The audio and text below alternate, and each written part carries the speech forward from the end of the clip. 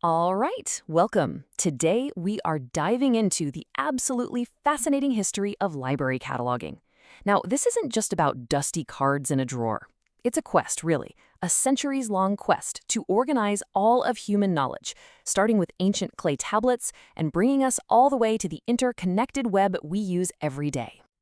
So, here's our game plan. We'll kick things off with the why behind it all. What is bibliographic control? Then we'll journey from clay tablets to the printing press, meet the big names who wrote the rules, jump into the digital age, and wrap up with some really important questions about the conscience and future of cataloging. Okay, first things first. Before we dive into the timeline, we've got to understand the core mission here. What's the whole point of this? What exactly is bibliographic control? So, in a nutshell, cataloging is all about creating metadata. Think of it like this. For every single item, a book, a song, a picture, we create a little stand-in, a digital representative for it. That little record is what lets you find what you're looking for without having to sift through, well, everything. It's not just a description. It's literally the map to the treasure. And this whole mission was brilliantly broken down by Ronald Hagler into 6 key functions. It's a logical flow, right? First, you have to identify that something exists and figure out what work is inside it. Then you confirm that you've actually collected it. After that, you've got to produce lists, catalogs, give people different ways to find it, what we call access points. And finally, and this is crucial, tell them where to find it. These 6 functions, they're the absolute foundation of everything we're talking about today. All right, now that we've got the why down, let's hop in the time machine. Because this need to organize everything, it's not a new thing at all. It's an ancient impulse. I mean, we're talking way back. The earliest hints we have are from around 2500 BCE. Sumerians were literally carving lists of works onto clay tablets. Then you've got the legendary Library of Alexandria with its Panaches, which was a massive step forward. But get this, a really key innovation didn't come until 1290. That's when the Sorbonne and Paris started using a tool that seems so simple to us now, but was a total game changer for organizing things, the alphabet. For a long time, simple lists did the job just fine. But then the printing press happened. And this wasn't just a small step forward, it was a full-blown knowledge explosion. All of a sudden, you could mass-produce books. Libraries started growing at a rate nobody had ever seen before. The old ways just couldn't keep up. The world desperately needed a better system. It needed rules. And that chaos is what brings us to the age of standardization. This is the era where the great rule makers enter the story. We're talking about key figures who stepped up to create order out of all that chaos. And you'll see that the principles they came up with, well, we're still using them today. The 19th century, wow, it was absolutely pivotal. You've got Anthony Panizzi at the British Museum, who laid down his famous 91 rules, all about consistency. Then there's Charles C. Jewett over in the US, who had this radical idea. What if libraries could share their cataloging work?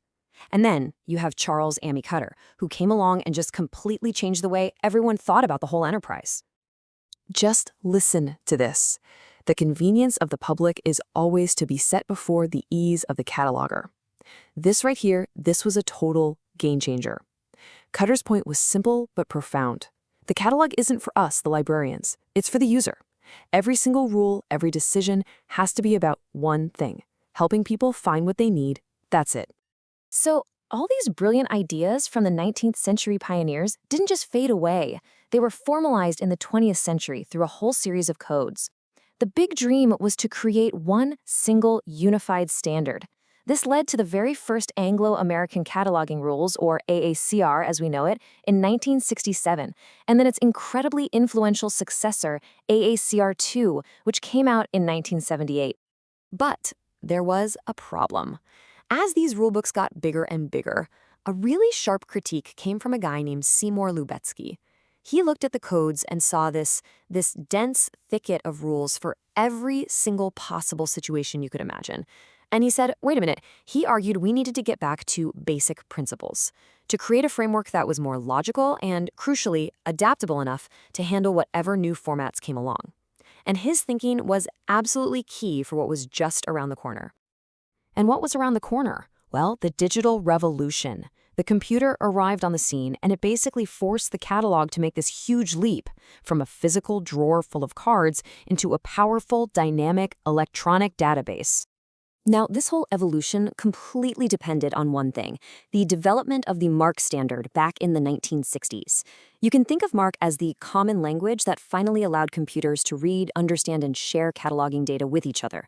It's what finally made Charles Dewitt's dream of shared cataloging from the 1800s a real large-scale possibility. Pretty amazing, right?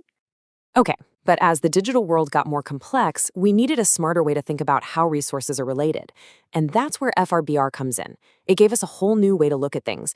Think of it like this. At the very top, you have the work, the pure conceptual idea, like Shakespeare's Hamlet. Below that, you have expressions, like the original English text or maybe a German translation. Then come the manifestations, like a specific paperback edition published in 2005. And right at the bottom is the item, the actual physical copy you can hold in your hand. This whole new way of thinking, this FRBR model, led us straight to our current standard, which is RDA, or Resource Description and Access. And you can really see the evolution here. AACR2 was born and bred for the card catalog. RDA, on the other hand, is built from the ground up for the digital world and for linked data. It's based on that FRBR model and, bringing it full circle, it really fulfills Seymour Lubetsky's vision of a more flexible system guided by principles, not just a mountain of rigid rules. But you know, this whole quest isn't finished, not by a long shot. Because organizing the world's information isn't just a technical challenge. It turns out it's a deeply ethical one.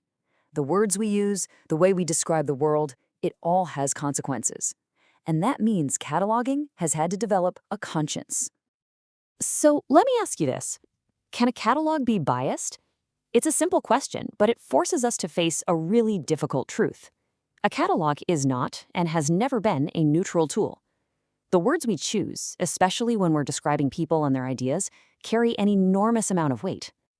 And the real turning point on this came in 1971. A librarian named Sanford Berman published a book called Prejudices and Antipathies. He systematically showed how official Library of Congress subject headings were full of outdated, inaccurate, and frankly demeaning language. This wasn't just an academic problem, it was actively hiding resources from the very communities who needed them most. His work, well, it kicked off a movement.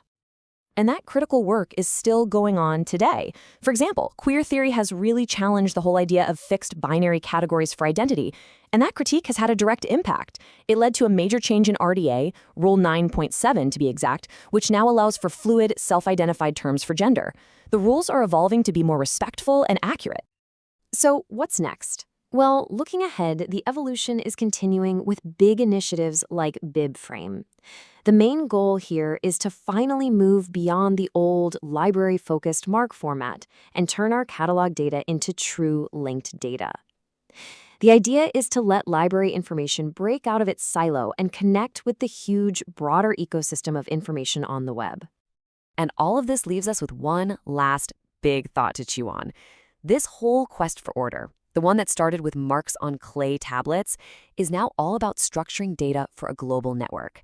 The tools have changed beyond recognition, right? But the fundamental role of the cataloger as a sense maker, as a connector, and as a conscious, thoughtful organizer of human knowledge, that role is more vital today than it has ever been.